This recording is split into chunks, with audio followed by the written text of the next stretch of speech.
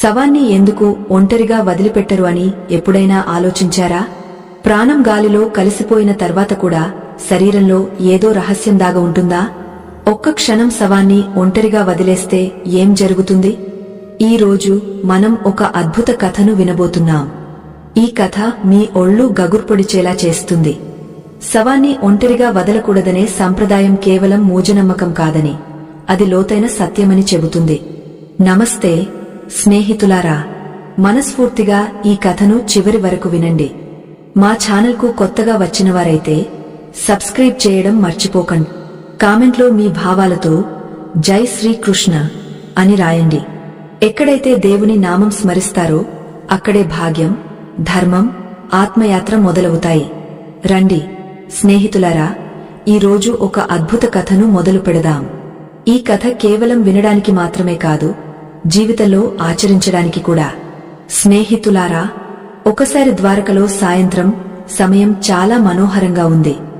సముద్ర తీరంలో అలలు ఒడ్డును తాకుతూ శబ్దం చేస్తున్నాయి. మహలాంగణంలో శాంతి నెలకొని ఉంది. కాని గరుడుని మనసులో మాత్రం శాంతి లేదు. అతని నీడలలో చింత యొక్క గీతలు స్పష్టంగా కనిపిస్తున్నాయి. అతని కళ్లలో ఆందోళన స్పష్టంగా తెలుస్తోంది. నెమ్మదిగా నడుస్తూ అతను శ్రీకృష్ణుని దగ్గరకు చేరాడు. కృష్ణుడు కమలాసనంపై విరాజమానంగా ఉన్నాడు. ఆయన ముఖంలో ఆ దివ్యమైన చిరస్థాయి చిరునవ్వు. అది ఏ ఆందోళననైనా క్షణంలో తొలగిస్తుంది.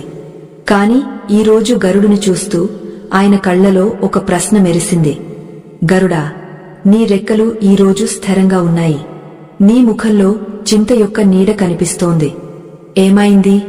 నీవు ఎప్పుడు నిర్భయంగా, ఆనందంగా ఉంటావు కదా, ఈ రోజు ఎందుకు ఇంత ఆందోళనలో కనిపిస్తున్నావు? గరుడు చెప్పాడు, ప్రభు, నేను నిజంగా నిర్భయుడినే. కాని నా మనసులో ఒక ప్రశ్న తుఫానులా ఎగసిపడుతోంది. ఎన్నిసార్లు దాన్ని మనసు నుండి తొలగించాలని ప్రయత్నించాను, కాని అది మళ్లీ మళ్లీ తిరిగి వస్తోంది. కృష్ణుడు సమాధానమిచ్చాడు, గరుడా, నీ ప్రశ్నలు నాకు భారం కాదు. అవి సత్యానికి తలుపులు తెరిచే సాధనాలు. చెప్పు, నీవు ఏమి తెలుసుకోవాలనుకుంటున్నావు?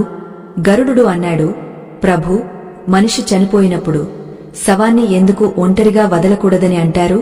ప్రాణం విడిచిన తర్వాత ఆ శరీరం కేవలం మట్టి పురుగు కాదా? ఆ నిర్జీవ శరీరం నుండి భయం ఎందుకు దాన్ని